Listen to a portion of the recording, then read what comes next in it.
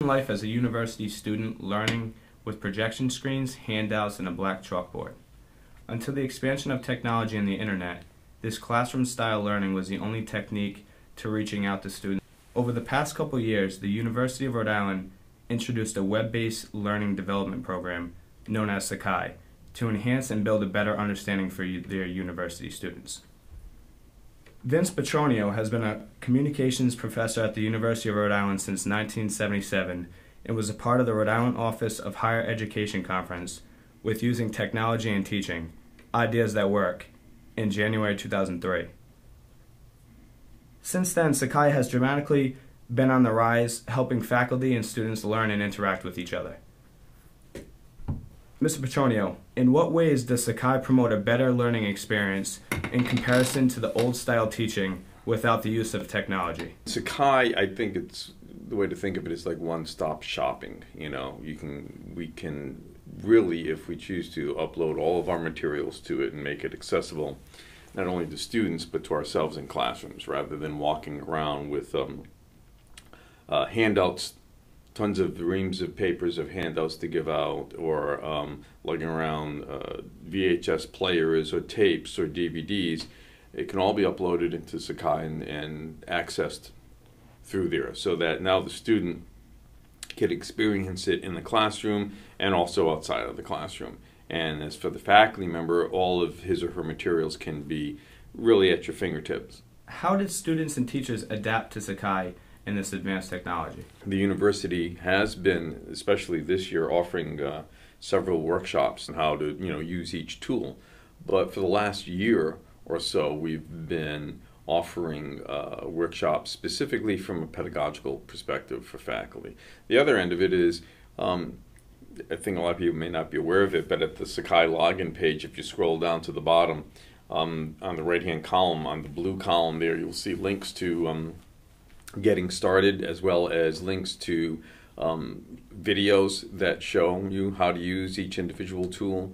That really help a lot. Having the technology there, I mean, if you're in a classroom that does not have an overhead LCD projector that can be hooked up to your own laptop, well then now you're also lugging around a laptop and an LCD projector to the class.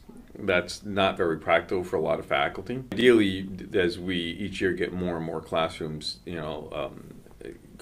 set up with LCD projectors, that goes a long way. The next step would be to, as there are some smart classrooms in Chaffee that have not only the LCD projector but a computer that's installed in class, so I don't even have to lug around a laptop. However, with the size of laptops being smaller and smaller, and with things like even the iPad being able to be hooked up to an LCD projector, that becomes even a little less of an issue. So I'd say primarily it's a matter of having the technology in the classroom in order to access it. And the willingness, I can't say enough about the willingness of the faculty to use it. I know faculty are still carrying around handouts and transparencies, and it drives me crazy because I think if you just put them up in your Sakai site, just access them through there. Yeah. And I mean, the other thing is, you're in a classroom and suddenly a topic comes up and, oh gee, I don't have that handout with me, I don't have that image with me, whatever. If it's all up in Sakai, it's all there. You're ready for anything. What are some ways to help correct or fix some issues on Sakai? And do you believe this is going to be a permanent form of interactive teaching at universities years to come? Something like it will definitely be an integral place part. Oh yeah, without a doubt. And whether ultimately, whether faculty choose to use it or not, it's not going away. I mean, what I often say to faculty, as much as you may love it or hate it, it's not going away. Yeah. Deal with it. People don't like change, but it's change for the better. Well, the thing is, it's inevitable. It's there, okay? Exactly. And I don't understand, personally, for faculty who make our stock in trade is getting young people to think differently and learn something new. That's what we're all about in every classroom. So if we're unwilling to think differently and learn something new, it really begs the question, what are we doing in our classrooms? Great answer. Should more teachers or universities be more familiar with this technology? And could you describe the transition using this in classrooms such as theater or communications, for example? The thing you want to guard against is using technology for technology's sake. You don't want to just go in because it's there, kind of deal, therefore I'm going to use it. So as a result, I think a lot of faculty look at it and just see it as technology for technology's sake and just don't see its efficacy. For what it's worth, if you cast your mind back, the same argument was made about the personal computer 20, 30 years ago. Yeah. I remember, because I was around then, and I remember dealing with a dean at the time who says, that just looks like a glorified word processor. And I said at the time, that's because your need for it hasn't been unveiled yet. You don't know what all it can do. It takes us, faculty, to use it more and more and more, to think about how could we possibly use this in a classroom to make it more effective. In a theater classroom, to have a treasure trove of scenes, of videos, even scripts to be able to throw up there at a moment's notice, to be able to say, well, let me give you an example of what this looks like, I think is ideal. Communications classroom, again, I use it to show videos, images. You're dealing with the student population that grew up on this. I love it when people say, and I've actually had colleagues say, oh yeah, what would Socrates say?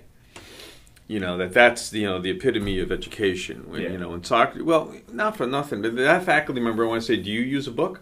Chances are they do. Well, Socrates didn't use books. He didn't trust them. He thought that technology was too new. Mm-hmm. And as he said, once you remove me from the message, you remove my intent. So even going back to Socrates, they walked around and taught. That was the technology of the day. Mm-hmm. Now you can't escape it. And again, I'm not saying technology for technology's sake, but if we're going to involve this student today and help them get excited about education, then you've got to communicate to them in a way that makes sense to them. Yeah. And multimedia makes sense to them. That's what you guys are all about. So for us to stick our head in the sand and say, no, I'm going to do chalk and talk or sage on the stage, because it's a time-honored tradition, well, depending on how far back you go.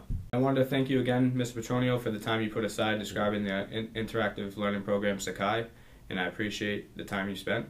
This is Brad Flanagan reporting for URI News.